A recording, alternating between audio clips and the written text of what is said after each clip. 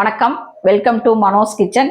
இன்னைக்கு மனோஸ் கிச்சனில் டக்குன்னு செய்யக்கூடிய டிஃபன் சாம்பார் தாங்க பார்க்க போகிறோம். அதாவது தண்ணி சாம்பார். இப்போ நம்ம ஹோட்டலுக்கெல்லாம் போனோம்னா அதாவது 2 இட்லி வைப்பாங்க, நல்லா தண்ணியாட்ட சாம்பார் ஊற்றுவாங்க. ஜக்கு நிறக்கா இல்லை பக்கெட்டியில் எடுத்துகிட்டு வந்து இட்லி மேலே சுட சுட ஊற்றுவாங்க. அதாவது தண்ணியாட்டம் இருக்கும், அதோட பிசைஞ்சு சாப்பிட்றதுக்கு டேஸ்ட்டாக இருக்குங்க. அது ரொம்ப சிம்பிள் தாங்க. நம்ம வீட்லேயே வந்து சும்மா எல்லாமே ஒரு குக்கரில் போட்டு தாளிச்சு விட்டோம்னா டக்குன்னு சாம்பார் ரெடிங்க. அதாவது இன்னைக்கு அந்த சாம்பார் தான் பார்க்க போகிறோம். 5 நிமிஷத்தில் ஒரு பக்கம் இட்லி வேகுதுன்னா ஒரு பக்கம் வந்து பார்த்தீங்கன்னா குக்கர்ல எல்லாம் தாளிச்சு விட்டோம்னா டக்குன்னு சாம்பார் ரெடிங்க.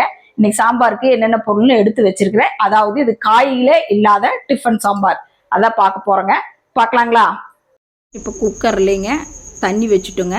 தண்ணி கொதிக்கிட்டுங்க. நம்ம வந்து பருப்பு வந்து பாசிப்பருப்பும் துவரம் பருப்பும் பாதி பாதி எடுத்துருக்குறேங்க. அதாவது பாசிப்பருப்பு பாதி, துவரம் பருப்பு பாதிங்க. ரெண்டும் சேர்ந்து ஒரு 100 கிராம் இருக்குங்க. இது ஒரு 2 கைப்பிடி அளவுனா அது ஒரு 2 கைப்பிடி அளவுங்க. எடுத்து ஒரு 10 நிமிஷம் முன்னாடியே கழுவி ஊற வச்சுட்டேங்க. இப்போது குக்கரில் நாம் இந்த பருப்பு ரெண்டையுமே சேர்த்திக்கலாம். அதாவது இந்த சாம்பாருக்கு நம்ம காயெல்லாம் எதுவுமே போடலைங்க. சும்மா வெங்காயம், தக்காளி, பச்சை மிளகா, பூண்டு இதை மட்டும்தான் போடுறோம். அதனால் ரொம்ப சிம்பிள் தாங்க. 5 நிமிஷத்தில் இந்த சாம்பார் ரெடி ஆயிரும். இப்போ பாருங்கள், பருப்பு எல்லாமே சேர்த்திட்டோம். அதாவது கொஞ்சம் தண்ணி அதிகமாகவே வச்சுக்குங்க. தண்ணி அதிகமாக வச்சிட்டிங்கன்னா சாம்பார் கொஞ்சம் நிறைய கிடைக்கும். இல்லாட்டி கெட்டியாக இருக்குங்க சாம்பார். இது கொஞ்சம் தண்ணி சேர்த்திட்டிங்கன்னா கொஞ்சம் தண்ணியாட்டாக இருக்குங்க. இப்போ பாருங்கள், சாம்பாருக்கு வந்து கொஞ்சமாக மஞ்சத்தூள் சேர்த்தியாச்சு. கொஞ்சம் சாம்பார் பொடி ஒரு 2 டேபிள் ஸ்பூன் சேர்த்திக்கலாங்க. அதோட வந்து காரத்துக்கு கொஞ்சம் மிளகாத்தூளும் சேர்த்திக்கலாம். அதாவது மிளகாத்தூள் கொஞ்சம் காரம் கம்மியாக தான் இருக்குங்க. கலருக்கும் காரம் கம்மி, அதனால் நான் அது பார்த்து அளவாக சேர்த்திட்டேன். நீங்களும் உங்கள் மிளகாத்தூள் பார்த்து சேர்த்திக்கிங்க. இப்போ பாருங்கள், நல்ல பருப்பு, இந்த சாம்பார் தூள் இதெல்லாமே நல்லா கொதி வருது. பாருங்கள், நல்லா எடுத்து வச்சுருக்கிற பாருங்கள், வெங்காயம், தக்காளி, பச்சை மிளகா, கருவேப்பிலை, பூண்டு, கொத்தமல்லி இவ்வளவுதாங்க. அதாவது வெங்காயம் வந்து பெருசு பெருசாகவும் அதே மாதிரி தக்காளியும் பெருசு பெருசாக அரிஞ்சு போட்டுக்குங்க. ஏன்னா நம்ம காய் எதுவுமே போடுறதில்ல சாம்பாரில். இது பெருசு பெருசாக போட்டால் தான் வெந்ததுக்கப்புறம் கொஞ்சம் முழுசாக தெரியுங்க. சின்ன சின்னதாக போட்டோம்னா பருப்புலேயே நல்லா எல்லாமே கரைஞ்சி போயிடும். இப்போ பாருங்கள், தக்காளி சேர்த்தியாச்சு, பச்சை மிளகா சேர்த்தியாச்சு, கருவேப்பிலையும் சேர்த்தியாச்சு, எல்லாமே சேர்த்தியாச்சுங்க. அதாவது பூண்டு இதுவும் எல்லாமே போட்டுட்டுங்க. இப்போ பாருங்கள், பெரிய வெங்காயம் தான் நான் ஒரு பெருசாக எடுத்திருந்தேன். நீங்கள் சின்னதாக இருந்ததுன்னா 2 சேர்த்திக்கிங்க. அதாவது நல்லா பெருசு பெருசாக அரிஞ்சு போட்டுக்குங்க, பொடி பொடியாக வேண்டாம். இப்போ வந்து அது சாம்பாரில் நம்மளுக்கு தெரியுங்க. அதனால் இதையும் நம்ம அதோட சேர்த்திடலாம். சேர்த்திட்டு நம்ம குக்கர் மூடி ஒரு 4-5 விசில் விட்டுறலாங்க. இப்போ வந்து இந்த சாம்பாருக்கு வந்து உப்பும் கூட சேர்த்திருங்க. உப்பும் கூட சேர்த்திட்டு நல்லா 4-5 விசில் விட்டிங்கன்னா நல்லா பருப்பு, இந்த வெங்காயம், தக்காளி எல்லாம் நல்லா வெந்து நல்லா குழஞ்சி வந்துடுங்க. அதாவது அப்புறம் வந்து நம்ம தாளிச்சு விட்டோம்னா வேலை ரொம்ப ஈஸி தாங்க. ஒரு சிலர் வந்து இப்போ காய் போடுறோம்னா நம்ம இதோட வந்து ஒரு முருங்கைக்காய் இல்லை ஒரு கத்திரிக்காய் இல்லை எல்லாமே மிக்ஸ் பண்ணி கூட போடலாம். கேரட்டு, அரசாணிக்காய் இந்த மாதிரி காயும் கூட எது வேணாலும் போட்டுக்கலாங்க.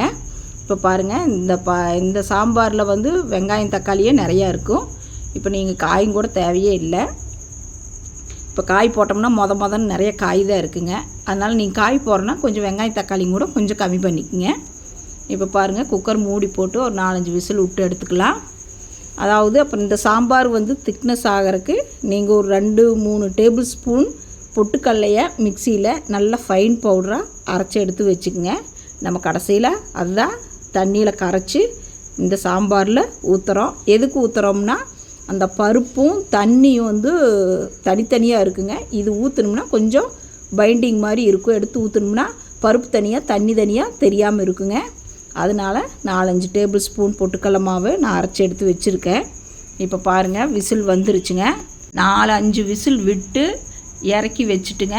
நல்லா விசில் ஆவியெல்லாம் அடங்கினதுக்கப்புறம் நாம் குக்கர் ஓப்பன் பண்ணிக்கலாங்க. அதாவது குக்கர் ஓப்பன் பண்ணதுக்கப்புறம் பார்த்தீங்கன்னா நல்லா வெந்து சாம்பார் நல்ல பக்குவமாக இருக்குது. பாருங்கள், பருப்பே தெரியாது. நல்லா கரண்டியில் ஒரு 2 கலக்குனிங்கனாவே எல்லாமே கரைஞ்சிரும். நீங்கள் மத்து போட்டும் கூட கடைய வேண்டாங்க. இப்போ வந்து நம்ம மறுபடியும் அடுப்பு பற்ற வச்சுக்கலாங்க. இப்போ வந்து பொட்டுக்கடலை மாவை வந்து நான் ஒரு 3 டேபிள் ஸ்பூன் எடுத்துருக்கிறேன். அது தண்ணியில் நல்லா மிக்ஸ் பண்ணிக்கோங்க, கட்டி இல்லாமல் கலந்துட்டு நம்ம வந்து இந்த சாம்பாரோடு சேர்த்திக்கலாம். இல்லாட்டி வந்து பார்த்திங்கன்னா வெறும் பருப்பு காய் இதாக தான் இருக்கும். நம்ம பொட்டுக்கடலை மாவு போட்டோம்னா அந்த டேஸ்ட்டு இன்னுமே சாம்பார் நல்லா இருக்குங்க. ஒரு சிலர் கடலை மாவு போடுறாங்க, அது பதில் நீங்கள் பொட்டுக்கடலை மாவு போடுங்க, சூப்பராக இருக்கும். நான் 2-3 டேபிள் ஸ்பூனு தண்ணியில் கலந்து வச்சுருக்கேன். இப்போ வந்து அதையும் சேர்த்திடலாங்க.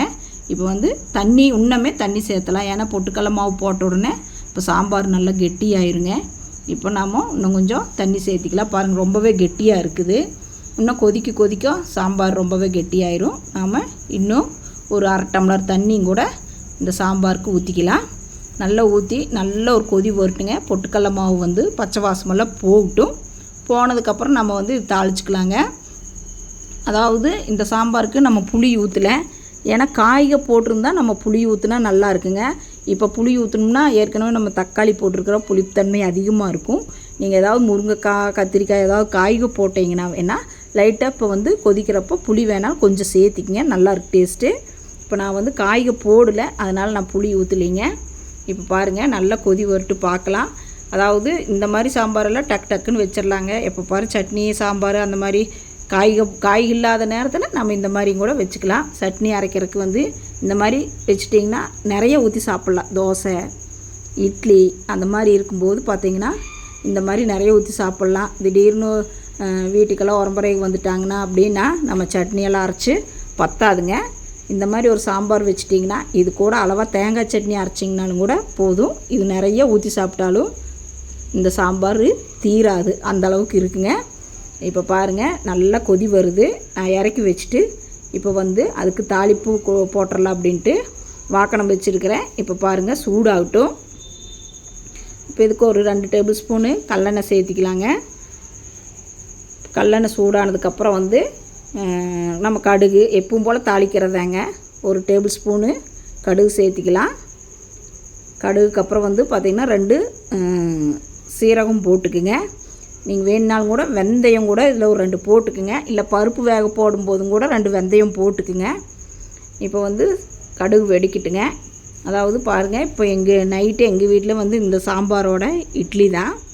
இப்போது கடுகு வெடிச்சிருச்சு. அதோடு வந்து நம்ம சீரகம் சேர்த்திக்கலாம். சீரகம் போட்டதுக்கப்புறம் 2 காஞ்ச மிளகா, 2 வெள்ளை உளுந்தும் கூட போட்டுக்குங்க. உளுந்து போட்டால் நல்லா வாசமாக இருக்குது சாம்பார். அதுக்கப்புறம் வந்து கருவேப்பிலையும் போட்டு அடுப்பை ஆஃப் பண்ணிவிட்டு பெருங்காயம் இப்போவே போட்டுக்குங்க. இந்த எண்ணெயிலேயே போட்டுக்குங்க பெருங்காயம். போட்டுட்டு நாம் எடுத்து சாம்பாரில் ஊற்றிட்டு ஒரு கொதி விட்டுறலாம். கொதியே வேண்டாங்க, இப்போ நான் அடுப்பை ஆஃப் பண்ணிட்டேன், ஏன்னா ஏற்கனவே சாம்பார் நல்லா கொதிச்சிருச்சு. இப்போ வந்து நம்ம தாளிப்பை இந்த சாம்பாரில் ஊற்றிடலாம். ஒரு கலக்கிட்டு கடைசியாக வந்து நம்ம கொத்தமல்லி தழை போட்டு ஒரு கலக்குனா சூப்பரான சாம்பார் ரெடிங்க. அதாவது நீங்களும் வீட்டில் இதே மாதிரி செஞ்சு பாருங்கள். காய் எதுவுமே தேவையில்லை, புளி ஊற்றலை, எதுவுமே பண்ணலைங்க. இந்த மாதிரி சாம்பார் வச்சா 2 இட்லிங்கிறது 4 இட்லியும் கூட சாப்பிட்லாம், அந்தளவுக்கு டேஸ்ட்டாக இருக்குங்க. புளிப்பும் கம்மியாக தான் இருக்கும். நீங்கள் வேணால் கடைசியாக வந்து வெல்லம் கூட ஒரு ஸ்வீட்னஸ் உங்களுக்கு வேணும்னா கடைசியாக சின்னதாக ஒரு வெல்லம் சேர்த்திக்கிங்க. நான் வெல்லம் சேர்த்துல, எங்கள் வீட்டில் சாம்பாரில் ஸ்வீட்டாக இருந்ததுன்னா பிடிக்காதுன்ட்டு வெல்லம் சேர்த்துலிங்க. கொத்தமல்லி தழை போட்டாச்சு. இப்போ வந்து நம்மளுடைய சிம்பிளான டிஃபன் தண்ணி சாம்பார் ரெடிங்க. அதாவது இந்த மாதிரி ஒரு சாம்பார் வச்சு சுட தோசை, இட்லி அந்த மாதிரியோட ஊற்றி சாப்பிடும்போது சூப்பராக இருக்கும். சட்னி எல்லாம் கூட வேண்டியதே இல்லைங்க, இந்த ஒரு சாம்பாரே போதும். அதாவது இப்போ டக்குன்னு செய்யக்கூடிய டிஃபன் தண்ணி சாம்பார் தாங்க பார்த்தீங்க. நீங்களும் வீட்டில் இதே அளவுகளோட செஞ்சு பார்த்துட்டு எப்படி இருக்குன்னு உங்கள் ஃபீட்பேக் சொல்லுங்கள். அதாவது வீடியோ பிடிச்சிருந்தா லைக் பண்ணுங்கள், ஷேர் பண்ணுங்கள், சப்ஸ்கிரைப் பண்ணுங்கள். நாங்கள் வீட்லேயே வந்து சுத்தமான முறைப்படி ஸ்வீட்டு, ஸ்நாக்ஸு எல்லாமே செஞ்சு தரோங்க. முறுக்கு, தட்டை அந்த மாதிரி எல்லாம் செஞ்சு தரோம். உங்களுக்கு யாராவது வேணும்னா ஒரு 2-3 நாளைக்கு முன்னாடியே எங்களுக்கு வாட்ஸ்அப் பண்ணிங்கனாலும் சரி, இல்லை ஃபோன் பண்ணாலும் சரி, நாங்கள் ஃப்ரெஷ்ஷாக போட்டு எல்லா ஊர்களுக்குமே எல்லாம் அனுப்பி வைக்கிறேங்க. என் பேர் வந்து மனோன்மணி, கவுண்டம்பாளையம், கோயம்புத்தூர். Phone number 9952809354. இந்த வீடியோ பிடிச்சிருந்தா லைக் பண்ணுங்க, ஷேர் பண்ணுங்க, சப்ஸ்கிரைப் பண்ணுங்க. நன்றி, வணக்கம்.